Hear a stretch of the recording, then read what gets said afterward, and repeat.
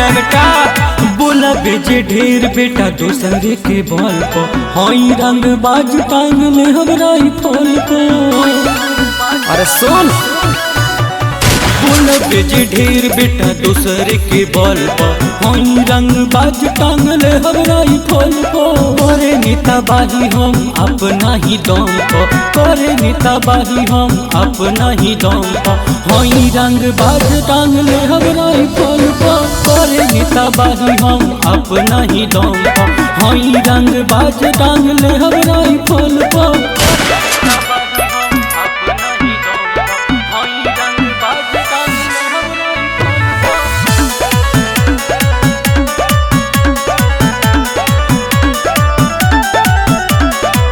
ले बीजे पंगा बेटा हो जे विनाश रे, जहिया बेटा जमी देबो धके धास रे।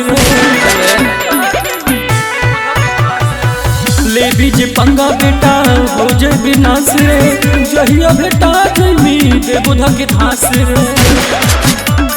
बोला बेजे नेता विधायक के दल को, बोला बेजे नेता विधायक के दल को। हई रंग बाज टांग ले हमरा फल को, करे नेता बाही हम अपना ही दम को। हई रंग बाज टांग ले हमरा फल को। बेटा सावन का झूला झूल बाप को नहीं बोल।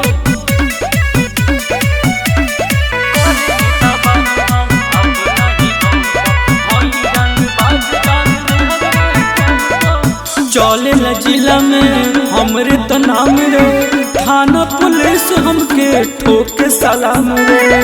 बाप तो बाप है बेटा।